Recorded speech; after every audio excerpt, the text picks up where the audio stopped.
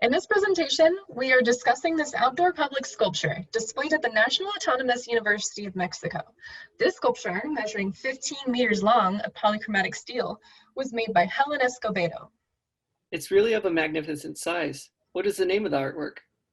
The work is titled Cóatl and is one of many public outdoor works at UNAM. Other artists displayed here in the gardens are Cristina Lucas and Ana Gallardo. All of these artists are working in a post-war contemporary style that falls into a geometric art genre popular in Latin America and Mexico from the 1930s on, all of which are influenced by the industrialization of these environments. As a result of this, culture was becoming extensive, particularly in the late 20th century, when these sculptures at UNAM were being commissioned.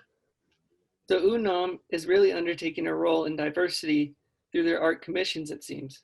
Let's dive into more about Escobedo.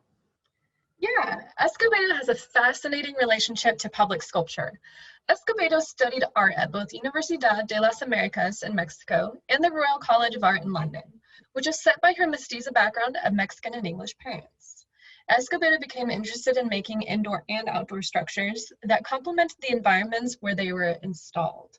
Originally working in bronze casting, she was greatly influenced by the work of Alberto Giacometti, whose work stands like narrow pillars that, when standing beside one another, create a sense of rhythm where the multiple becomes one. One can really see that. By 1966, Escobedo was working with abstract art that really embraced that repeating motif.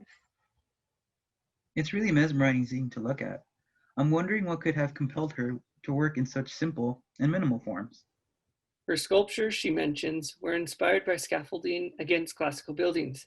The idea of these geometric forms against these elaborate, organic, man-made buildings became a sort of base for what the rest of her career theories would be. She quotes, "I didn't need a background, I wanted to be a background." Escobedo's ultimate goal was to let her work not interrupt the natural scenery for which it was built upon, but rather to allow it to work with that environment and really show off the natural elements of that area. To be background, I love that. What stands out about this work in comparison to Escobedo's other work? The first thing one notices about this work, Cóatl, is these broad colors. Escobedo was extremely thoughtful about her color choices. She considered not only the surroundings, but the color of the sky and surrounding trees or brush, as it changes throughout the days and seasons. She attributes her obsession with color, particularly these broad colors, to her Mexican heritage. They really do glow among all the surroundings. I can't believe that this work still seems as bright as it must have been when it was first built. Well, public sculpture has a subjection to the environment and the people who reside in that area. Public outdoor works are not sheltered in a white wall space or guarded by museum staff and security. Works need to stand the test of time and the environment. So sculptors like Escobedo respond to this by using materials that have a high degree of structural purity, which is a reason she uses industrial steel mesh as a material. It's true. There was planning for natural and man-caused wear. In site-specific sculpture or mythology of place, Escobedo admitted that public sculpture maintenance is time-consuming and expensive. The sculptural forms she creates facilitate general upkeep. This also facilitates the public to vandalize works. Such is the case with Cóatl. We have found images of easily accessible parts of the sculpture covered in graffiti, which speaks to the urban environment in which it was installed. Is there any symbolism with Cóatl? How can we relate this to culture? To think about the symbolism of Cóatl, which is nahuatl for word serpent, one can look at the serpent in metaphor of change. This work really slithers above the earth like a snake and changes in a warm gradient from a strong, bright yellow to a deep, burnt red. The angles let through the light and the color of the sky, but they all rest upon the ground.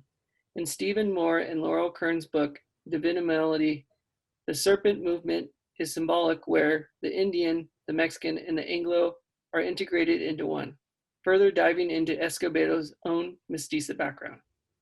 It's really interesting the way it's making the serpent movement, but is really very unlike a snake.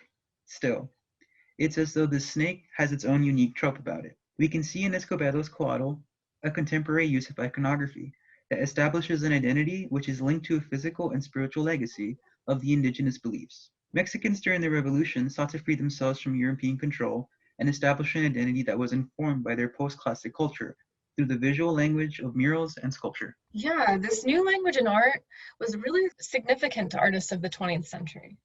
The iconography of the serpent, or the Cóatl, has been recontextualized by artists through Mexican art history.